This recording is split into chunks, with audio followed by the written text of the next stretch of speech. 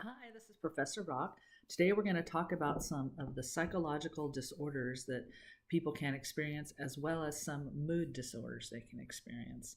Um, what are psychological disorders? They're when emotions or irrational thoughts start to interfere with your life and daily activities, and they rob you of the joy of of peace of mind.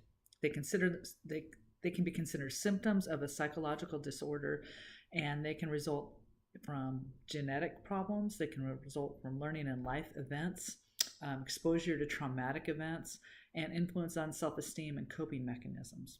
Number one, the anxiety disorders involves feelings of fear that are experienced on a reoccurring basis or in response to typical, unavoidable life situations. They have no basis in specific threats to one's well-being. Specific phobia includes fear of something defined like animals, high places, small places, enclosed places, air travel, etc. Again, that's a specific phobia.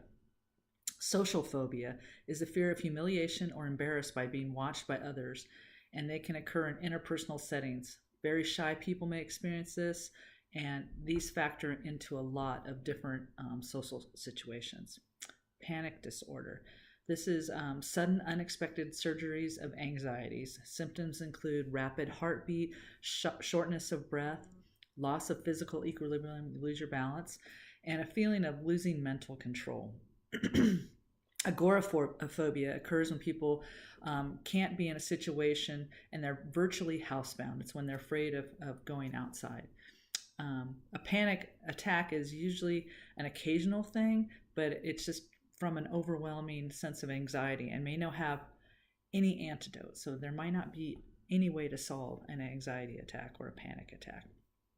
Generalized anxiety disorder, GAD, is a diagnosis given to people who worry about ordinary future threats such as financial concerns, passing an upcoming exam, and it can be a persistence of nervousness, often accompanied by depression.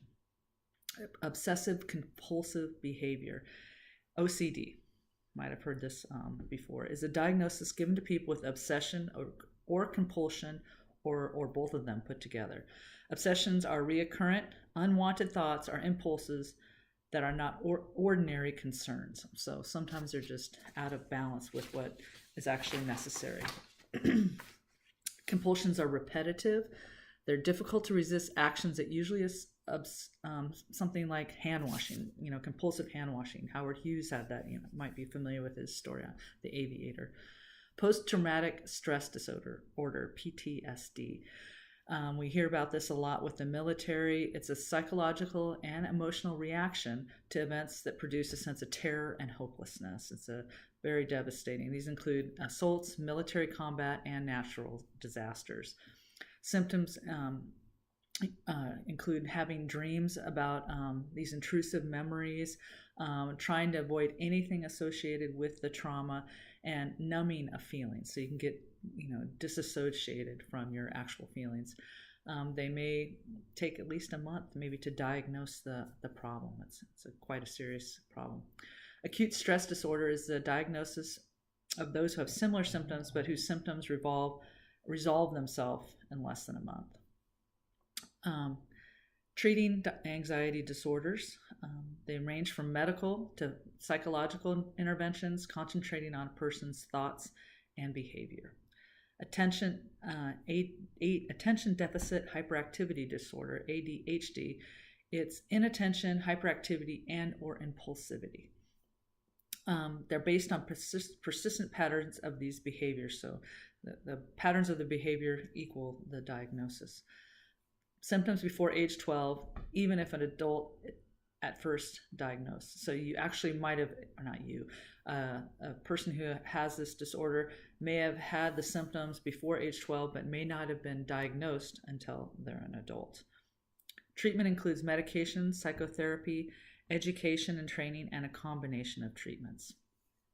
Mood disorders, they vary in kind and degree, and the most common are forms of depression and bipolar disorder. Depression is the most common mood disorder. It tends to be more severe in blacks than in people of other races. Fewer than 50% are actually treated for depression. Women have more depression than men. And the reasons could be included, can be just how the statistics are reported. Women may report it more frequently than men. Biologically based sex differences, maybe even hormonal differences that women experience than men. Social roles and expectations of women that differ than men. Women are 3 times more likely to attempt suicide, but men are more likely to succeed. Very sad statistic. Depression takes on many forms, but includes demoralizing. It can be very demoralizing and can include feelings of sadness and hopelessness, loss of pleasure in usual activities, inappropriate or an absence of emotions, poor appetite and weight loss. Let me fix that up there. Sorry about that. A little bit stressful for me, actually. Insomnia or disturbed sleep patterns, restlessness or fatigue, thoughts of worthlessness or guilt, trouble concentrating and making decisions, thoughts of death or suicide. Again, these can be severe, they can range in extremes, and to treat this, it really depends on how severe the person is. A dysfunctional interaction between neurotransmitters is thought to be one of the causes of depression. Some of the treatments can be electroconvulsive therapy. It can be as simple as a medication, or it can be, sometimes people get this SAD. It's called a seasonal disorder. So, for example, someone who lives in Alaska, which I actually did live in Alaska, they experience a light deprivation. So they can get a depression based on that the sun isn't in the sky for as long as maybe we experience it here in San Diego. Schizophrenia is probably one of the most devastating mental disorders and affects a person's thinking and perceptions of reality. Although scientists aren't certain of the causes, they do know that there's some chemical or structural differences in the brain that create this problem.